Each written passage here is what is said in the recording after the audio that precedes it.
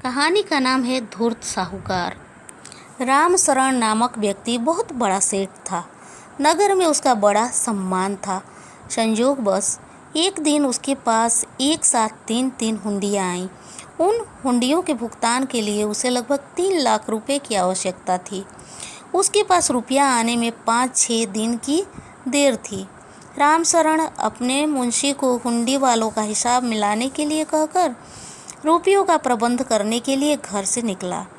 उस समय रामशरण के मुकाबले में केवल एक ही महाजन था, जिसका नाम हरमोहन था। वह अत्यंत कपटी तथा ईर्ष्यालु था। रामशरण को यह बात मालूम थी, मगर उसके सिवाय कोई दूसरा ऐसा व्यक्ति नहीं था जो 3 लाख रुपए एकमुश्त दे सके। लाचार होकर रामशरण हरमोहन के यहाँ गया और 1 सप्ताह की मुद्दत पर 3 लाख रुपए उससे उधार मांगे। हरमोहन को जब इस बात का पता चला तो उसकी बाँछी खिल गई।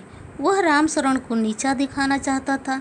उसकी यह मंशा थी कि किसी तरह रामशरण रास्ते से हट जाए तो वह स्वयं दिल्ली का नगर सेठ बन जाए। आज हरमोहन को अवसर मिला। उसने रामशरण से कहा, सेठ जी, आप हमारे यहाँ पहली बार ऋण लेने आए हैं, इसलिए हम आपसे सूद वगैरह भी नहीं ले सकते। आप 3 लाख रुपए खुशी से ले जाइए, किंतु आपको यह वादा करना होगा कि यदि आपने 1 हफ्ते के पूर्व ही सारा रुपया वापस नहीं किया तो आपके शरीर में से एक सिर मांस, जहाँ से हमारी तबीयत होगी, काट लेंगे। यदि इसमें किसी किस्म की कोई आपत्ति हो तो अभी कह दे, अन्यथा फिर कुछ नहीं सुना जाएगा। यह शर्त सुनकर रामशरण का माथा ठनका। वह हरमोहन के इसी तरह के कई निर्दयतापूर्ण कारनामों का हाल सुन चुका था, लेकिन यह सब होते हुए भी वह रुपया लेने को मजबूर था। उसे उम्मीद थी कि हफ्ते के पूर्व रुपया अवश्य जमा हो जाएगा। यह सोचकर उसने इकरारनामे पर दस्तखत कर दिए। रुपया उसे मिल गया, जिसे उसने हुंडी वालों को दे दिया। संयोग से रामशरण को बाहर से जो रुपया आने की उम्मीद थी वह नहीं आया। इधर उधर से 3 लाख रुपया तथा सूद इकट्ठा करके उसने हरमोहन के यहाँ भिजवाया। उसी दिन हफ्ता पूरा हुआ था, पर वहाँ तो हरमोहन की नीयत पहले से ही खराब थी।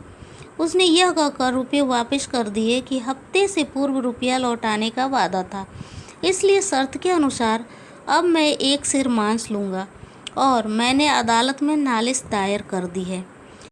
रामशरण अदालत में हाजिर हुआ और न्यायाधीश से कहा, हुजूर, हरमोहन मेरी जान लेने पर ही उतारू है। मैंने तो उसे ठीक उसी दिन, जिस दिन हफ्ता ख़त्म होने को था, रुपया भेज दिया था, लेकिन उसने वापस कर दिया और कहा कि 1 हफ्ते के पूर्व ही मिल जाने पर अपने शर्त के मुताबिक ऋण वापस ले लेता, किंतु समय बीत जाने पर वह बाध्य नहीं है। रामशरण ने फिर कहा, हुजूर, अगर यह स्वीकार करे तो मैं अब भी उसका रुपया मैं सूद के देने को तैयार हूँ। हरमोहन ने यह मानने से इनकार कर दिया। न्यायाधीश ने शर्त के मुताबिक 1 सिर मांस लेने का हुक्म हरमोहन को दिया, लेकिन रामशरण मांस देने को राजी नहीं हुआ और उसने अपनी अपील अकबर बादशाह के दरबार में दायर की। अकबर बादशाह ने ऐसी शर्त पहले कभी नहीं सुनी थी। उन्हें बड़ा आश्चर्य हुआ। साथ ही जब उनसे इसका फैसला करने को कहा गया तो अकबर बादशाह ने उसी क्षण बीरबल को बुलाया और उन्हें न्याय करने की आज्ञा दी। अकबर बादशाह का आदेश पाकर बीरबल हरमोहन को बुलाया और उससे सच्चा हाल सुनाने के लिए कहा। जवाब में हरमोहन ने शर्त वाला इकरारनामा सामने रख कर कहा, मुद्दत खत्म हो चुकी है और रामशरण ने रुपया अभी तक अदा नहीं किया है, अतएव इकरार के अनुसार मैं 1 सेर मांस इसके किसी भी हिस्से से काट लेने का हकदार हूँ। बीरबल ने हरमोहन से कहा, क्या तुम्हें अपना कुल रुपया मैं सूद के लेना कबूल है? परंतु हरमोहन तो रामशरण की जान का प्यासा था, न कि रुपयों का। उसने अस्वीकार कर दिया। तब बीरबल ने आदेशात्मक स्वर में कहा, मुझे न्यायाधीश का फैसला स्वीकार है, इसलिए हरमोहन रामशरण के शरीर में से 1 सिर मांस ले ले, किंतु यह ध्यान रहे कि शर्त वाले इकरारनामे में केवल 1 सिर मांस के लिए ही लिखा है, इसलिए यदि मांस के साथ जरा भी खून गिरा तो हरमोहन का सब परिवार बंद कर दिया जाएगा।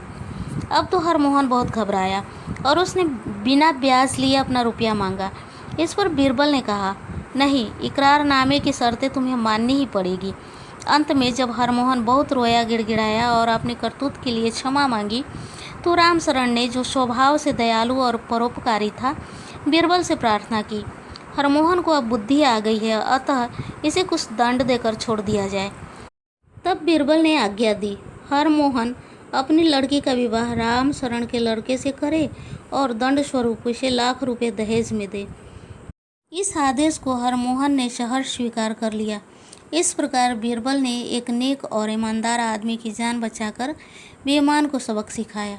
अकबर बादशाह भी बीरबल के न्याय से बेहद प्रसन्न हुए। अगली कहानी का नाम है उल्टे पांव। बादशाह अकबर अक्सर वेश बदलकर अपने राज्य में घूमा करते थे। वह जानना चाहते थे कि उनके शासन में प्रजा सुखी है या नहीं। एक दिन वह वेश बदलकर नगर में घूम रहे थे। जब वह बीरबल के घर के निकट पहुंचे तो सहसा उनके मन में आया कि बीरबल तो फारस के बादशाह के बुलावे पर गए हैं, क्यों न उनके घर के लोगों की परीक्षा ले ली जाए। बीरबल के घर में उनकी पत्नी, एक पुत्री और एक पुत्र था। बादशाह बीरबल के घर पहुंचे। वे कुछ कह सुनकर अपना रंग जमाना ही चाहते थे कि बीरबल का लड़का बोला, वे आए हैं। यह सुनकर लड़की ने कहा, वह तो नहीं है। पत्नी मकान के भीतर से दोनों बच्चों की बातें सुन रही थी, वहीं से बोली, वह होते और नहीं भी होते। बादशाह उनके मुख से निकले सांकेतिक वार्तालाप को नहीं समझ सके। वे तो बीरबल के घर के लोगों की परीक्षा लेने आए थे, मगर यहाँ दूसरा ही प्रश्न उनके सामने उपस्थित हो गया।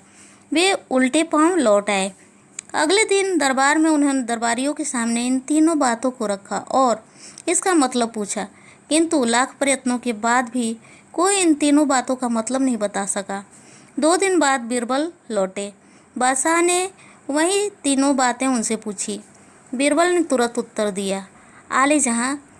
यह बात उस समय की जान पड़ती है जब किसी कुलीन के घर में कोई परिचित व्यक्ति यह जानकर भी जाए कि घर में गृहस्वामी नहीं है, तभी घर वाले ऐसी बातें करते हैं।